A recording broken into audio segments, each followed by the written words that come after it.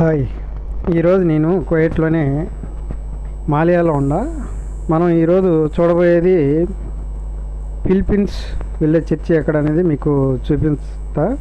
Philippines అలాగే మస్రీ వాళ్ళు అలాగే అమెరికన్స్ వీళ్ళంతా వెళ్ళే చర్చి మీకు చూపించబోతున్నా ఈ వీడియోలో.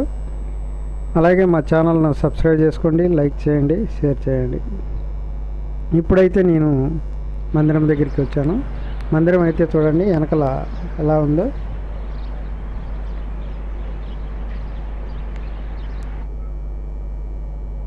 మనము మందిరం దగ్గరికి లోపలికి అయితే పోదాము. అలాగే మనకు ఇటు సైడ్ రోడ్డు ఉంది. రోడ్డుకి ఆ పక్క పెద్ద పెద్ద బిల్డింగ్స్ ఉన్నాయి. ఆ బిల్డింగ్స్ కానీ మీకు చూపించబోతున్నా చూడండి. ఇప్పుడు ఇటు సైడ్ బిల్డింగ్ ఎంత బ్యూటిఫుల్గా ఉన్నాయి చూడండి బిల్డింగ్స్. అలాగే మధ్యలో రోడ్డు ఉంది. మనమైతే ఇప్పుడు మందిరం దగ్గరికి వచ్చినాము. మందిరంలో చూడండి శుక్రవారం రోజు ఎక్కువ రద్దీగా ఉంటుంది. శుక్రవారం ఆదివారం కానీ ఉంటుంది. ఫిలిప్పీన్స్ వాళ్ళు ఆదివారం కానీ కొందరికి సెలవు ఉండేళ్ళు వస్తారు. ఆదివారం రోజు కానీ వస్తారు ఇక్కడికి. ఈరోజు అయితే మనకు చాలామంది శుక్రవారం సెలవు ఉండేళ్ళు ఎక్కువ మంది వచ్చేస్తారు. చాలా రద్దీగా ఉంటుంది శుక్రవారం అయితే. మిగతా రోజులు అయితే అంతగా ఉండదు. శుక్రవారం సెలవు కాబట్టి చూడండి మనకు మేరీమాత అమ్మవారు ముందు పక్క దర్శించుకోవచ్చు. ఇక్కడ మనకు కానుకలు వేసేదానికి బాక్సులు పెట్టి ఉంటారు. కానుక బాక్సులు, క్యాండిల్స్ కానీ వెలిగించుకోవచ్చు. చూడండి ఎంతమంది జనం వచ్చేసినారు. పక్కన టైమింగ్ బోర్డు కానీ ఉంది. మనకు ఏది languages Hindi, English, Malayalam languages కానీ చూడవచ్చు.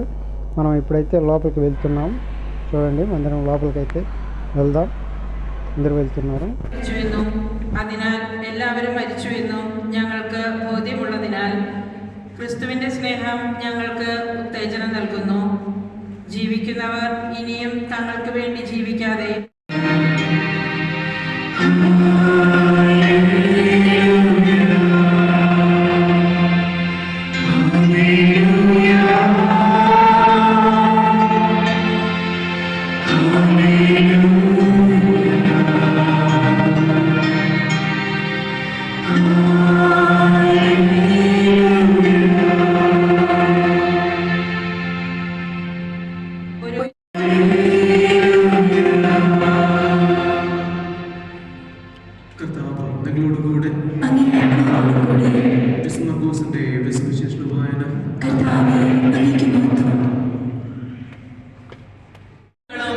ഓടാമ്പലുകളും ഉണ്ടാക്കി.